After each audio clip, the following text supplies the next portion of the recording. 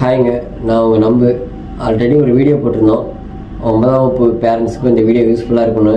அந்த வீடியோ பார்த்து எல்லோரும் கேட்டிருந்தாங்க, 9ஆம் வகுப்பு படிக்கிற பேரண்ட்ஸுக்கும் நர்சிங்க்கும் என்ன சம்மந்தம் அப்படிங்கிற மாதிரி கேட்டிருந்தாங்க. கண்டிப்பாக சம்மந்தம் இருக்குங்க. நம்ம வீடியோவை மறக்காமல் லைக் பண்ணி சப்ஸ்கிரைப் பண்ணிக்கிறங்க, ஃபாலோ பண்ணிக்கிறங்க.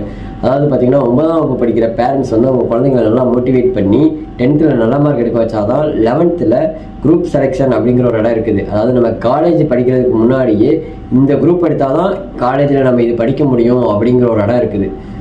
அதை வந்து பார்த்திங்கன்னா நர்சிங் படிக்கிறதுக்கு என்ன குரூப் யூஸ்ஃபுல்லாக இருக்கும்னு நம்ம ஸ்கூலில் கேட்டு தெரிஞ்சு அதுக்கேற்ற மாதிரி அவங்க குழந்தைங்களை படிக்க வைக்கணும். ஓகேங்களா? அப்போது நம்ம 9th நல்ல மார்க், அதாவது 9th நல்லா படித்தாதான் அவங்க 10th நல்ல மார்க் எடுப்பாங்க, 11th நல்ல குரூப் எடுப்பாங்க, நர்சிங் படிக்க முடியும் அப்படிங்கிறத அவங்க பேரண்ட்ஸ் அறிஞ்சு அவங்க குழந்தைங்களை நர்சிங் படிக்க வைக்க முடியும் அப்படிங்கிறத இந்த வீடியோ மூலமாக தெரிவிச்சுக்கிறேன். மறக்காமல் நம்ம வீடியோ பிடிச்சிருந்தா லைக் பண்ணுங்கள், சப்ஸ்கிரைப் பண்ணுங்கள், ஃபாலோ பண்ணிக்கிறேங்க. இன்னும் பல கேள்விகளை என்கிட்ட கேட்டிங்கன்னா அதுக்கான வீடியோ நான் உங்களுக்கு கொடுப்பேன். உங்களுக்கான பதில் கிடைக்கும், கிளியரன்ஸ் கிடைக்கும்.